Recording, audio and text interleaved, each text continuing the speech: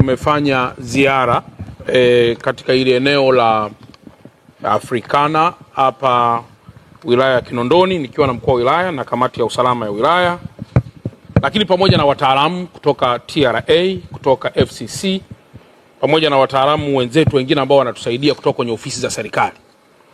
Lakini kikubwa kabisa ambacho tumekuja kuangalia, mmeona hapa katikati, moja, kuna ajali nyingi ambazo zinatokea na jeshi la polisi nchini limeendelea kunyoshewa kidole kwamba labda halifanyi kazi zake inavyopaswa au vitu vingine vya namna hiyo. Lakini assumption iliyoko hapa, ndugu waandishi wa habari, nataka leo niwapitishe ili muweze kuona jambo la msingi sana. Hapa tumefika kwa watu ambao wanauza bidhaa za magari, na ambazo bidhaa hizo naweza nikaita kwa hatua ya awali ya uchunguzi wa awali, sio bidhaa ambazo zinalingana na nembo iliyopo nje ya bidhaa hizo. Kwa mfano, hapa mnakuta kuna bidhaa hii hapa. Bidhaa hii mnayoiona, hili box hili limetengenezwa kwa magumashi vile vile. Alafu ndani ya bidhaa hii, box hili kishapatikana namna hii, humu ndani kuna bidhaa. Hapa ndani hapa kuna bidhaa. Bidhaa hizi tunaita ni brake nini hizi? Ni brake shoes. Hasa hizi brake shoes ukiangalia hapa nje ni nembo ya Toyota.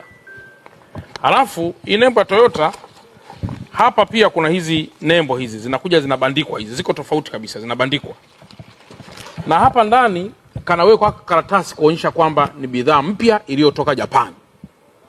Sasa hizi brake shoes, nini kinachokuja kutokea, ndugu waandishi wa habari? Mtu anapokuja kununua hizi, anajua amenunua mali original ya Toyota, anakwenda kuifunga kwenye gari lake.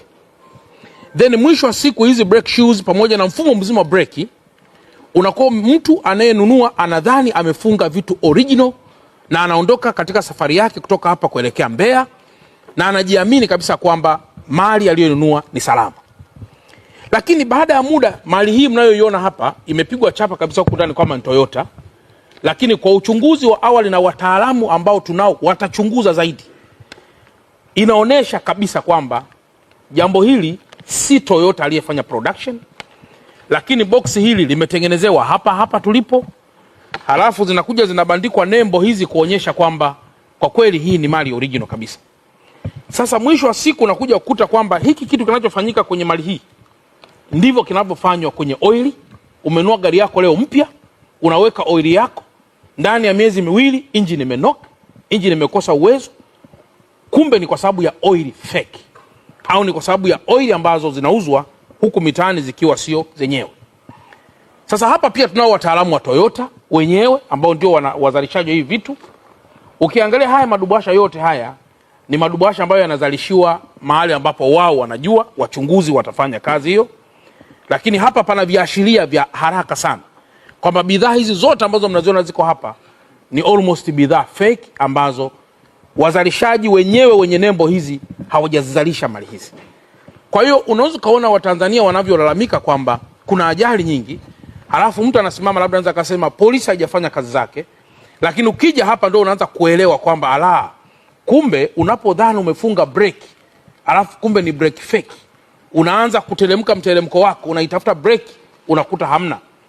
Mpaka mwisho tunapata ajali, watu 30, 40 wanafariki, lakini vyanzo vyake ni kwa sababu ya watu wanaotazama wao kula pesa na kuwa matajiri, hata kama kutakuwa kuna kumwaga damu za Watanzania. Sasa kwa sababu hapa mahali wote wamefunga haya maduka au wamefunga haya magodown kwa kukimbia au kwa kuwa na wasiwasi, kutoka leo nimepafunga rasmi mpaka hapo kila mmoja atakapo ripoti kwenye ofisi kulingana nitakapotoa maelekezo kwa mkuu wa wilaya, kwenda kwenye ofisi ya TRA, kwenda kwenye ofisi ya FCC kwa miguu na mikono yao. Kinyume na hapo, awe ni Mchina, awe ni Mwarabu, awe ni Muhindi, awe ni mtu gani, atakapokanyaga hapa baada kukaidi hili tamko, atapata tabu sana na atakuwa chini ya sheria. Kontoe rai kwamba leo ni juma ngapi leo? Ijumaa. Kabla ya kesho saa 4, mtu yoyote anayefanya biashara zake hapa atoe ushirikiano. Kinyume na hapo, mali zote zitataifishwa kwa mujibu wa taratibu na kwa mujibu wa sheria ambazo zimewekwa. Jeshi la polisi linafanya kazi zake vizuri, wala halijamuonea mtu yoyote.